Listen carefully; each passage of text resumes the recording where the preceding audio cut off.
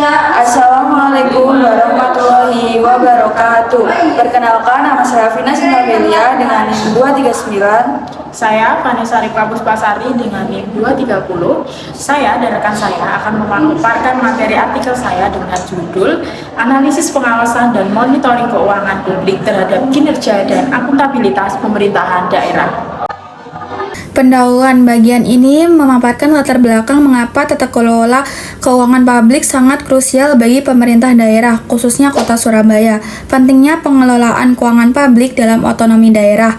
Dalam sistem otonomi daerah, pemerintah daerah memiliki wewenang untuk mengatur urusan pemerintahannya sendiri. Kewenangan ini menuntut adanya pengelolaan keuangan yang transparan, efektif, dan akuntabel, agar sumber daya yang ada benar-benar tersalurkan untuk pembangunan dan pelayanan masyarakat.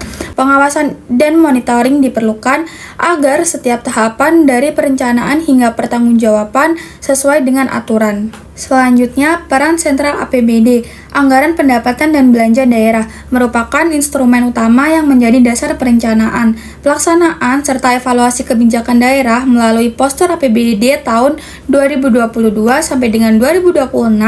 Kita bisa melihat target pendapatan, belanja, dan pembiayaan untuk menilai efektivitas pengawasan keuangan. Selanjutnya ada keterkaitan pengawasan dengan kinerja dan akuntabilitas. Pengawasan bukan sekedar mencari kesalahan, melainkan mekanisme evaluasi agar kegiatan sesuai dengan tujuan. Sementara itu, opini Badan Pemeriksaan Keuangan atau BPK atas laporan keuangan mencerminkan tingkat akuntabilitas pemerintah daerah. Kinerja pemerintah daerah pada akhirnya tidak hanya diukur dari besarnya anggaran, tetapi sejauh mana anggaran itu menunjukkan target pelayanan publik yang dilaporkan dalam laporan kinerja. 2. Kajian teori. Bagian ini menguraikan landasan yang digunakan untuk membedah masalah pengawasan dan akuntabilitas keuangan daerah. Yang pertama ada teori agensi. Menggunakan teori ini karena masyarakat sebagai prinsipal dan pemerintah daerah sebagai agen, karena berpotensi ada perbedaan kepentingan di antara keduanya. Monitoring diperlukan untuk meminimalisasi asimetri informasi dan memastikan bahwa agen bertindak demi kesejahteraan masyarakat. Yang kedua, ada pengawasan keuangan dan monitoring APBD. Pengawasan keuangan adalah proses berkesinambungan untuk mencegah pemborosan, kebocoran, dan penyimpangan publik. Secara spesifik, monitoring APBD dilakukan dengan mengawasi jalannya realisasi pendapatan seperti PAD dan pendapatan transfer, belanja, serta pembiayaan daerah. Yang ketiga, ada akuntabilitas publik dan transparansi. Akuntabilitas adalah kewajiban pemerintah untuk melaporkan dan mempertanggungjawabkan pengelolaan anggaran kepada publik. Hal ini sangat didukung oleh transparansi, yaitu keterbukaan pemerintah dalam memberikan akses informasi keuangan yang jujur kepada masyarakat. Semakin baik transparansinya, semakin tinggi kualitas laporan keuangan yang dihasilkan. Yang keempat, menggunakan kinerja dan peran BPK, karena kinerja merupakan indikator capaian program dan kegiatan dalam mewujudkan visi organisasi yang diukur juga dari hasil atau manfaatnya bagi masyarakat.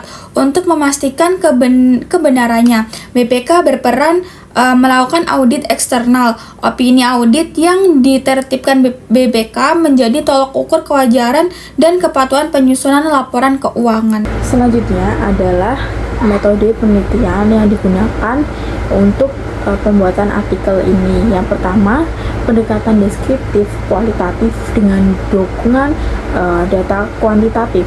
Penelitian ini menggunakan metode deskriptif kualitatif untuk menjelaskan bagaimana fenomena peran pengawasan.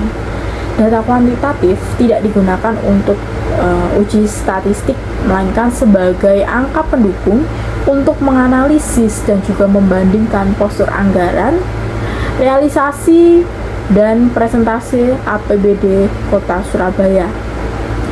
Yang kedua, pengumpulan data sekunder berupa postur APBD tahun 2022 sampai 2026 diperoleh dari dokumen sekunder serta regulasi pengelolaan keuangan, informasi opini BPK, dan juga laporan kinerja pemerintah Kota Surabaya. Teknik yang digunakan adalah studi dokumentasi dengan menelaah laporan-laporan yang sudah diperoleh. Dan metode penelitian yang terakhir adalah teknik analisis teori matching dengan mengaitkan seluruh data yang dianalisis dengan konsep teori yang ada. Selanjutnya masuk pada bagian hasil dan pembahasan. Yang pertama, kerangka regulasi yang memperkuat tata kelola. Pengawasan keuangan daerah diikat oleh dasar hukum yang sangat kuat, seperti Undang-Undang Nomor 17 Tahun 2003 tentang Keuangan Negara, lalu Undang-Undang Nomor 15 Tahun 2004 tentang Pemeriksaan, serta Undang-Undang Nomor 23 Tahun 2014 tentang Pemerintahan Daerah. Peraturan-peraturan ini yang menegaskan bahwa APBD bukan cuma dokumen angka, melainkan instrumen pertanggungjawaban hukum yang dieksekusi secara tertib, ekonomis, transparan, dan dapat diaudit standarnya melalui Standar Pemeriksaan Keuangan Negara atau disingkat dengan SPKN. Yang kedua, kekuatan pendapatan asli daerah atau disingkat PAD. Postur APBD Kota Surabaya periode tahun 2022 sampai 2026 menunjukkan kapasitas fiskal daerah yang dikatakan mandiri. Kontribusi PAD yang didapat dari pajak dan juga retribusi sangatlah besar dan mendominasi jika dibandingkan dengan pendapatan transfer ke daerah dan dana desa atau disingkat dengan TKDD dari pemerintahan pusat. Hal ini menunjukkan bahwa ketahanan ekonomi lokal Surabaya cukup kuat. Dan yang ketiga, dinamika serapan belanja dan pembiayaan daerah. Dari segi pengeluaran, komposisi didominasi oleh belanja pegawai, didapat dari gaji yang stabil. Selanjutnya, belanja barang dan jasa, serta belanja modal dari pembangunan aset atau infrastruktur. Ada kalanya belanja modal terrealisasi lebih lambat karena butuh waktu perencanaan dan juga lelang fisik yang lebih lama. Di sisi lain, sisa anggaran juga sangat-sangat disoroti sebagai sumber pembiayaan yang harus diawasi dengan hati-hati karena bisa berarti efisiensi, namun juga berarti adanya keterlambatan penyerapan program bagi warga. Maka dari seluruh penjelasan di atas, kesimpulan dari artikel ini adalah yang pertama, pengawasan sebagai kunci kualitas pengelolaan.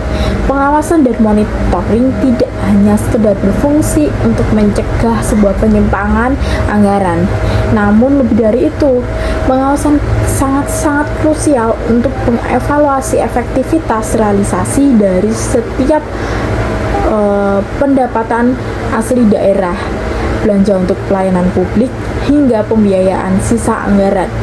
Yang kedua, sinkronisasi anggaran dan pencapaian target.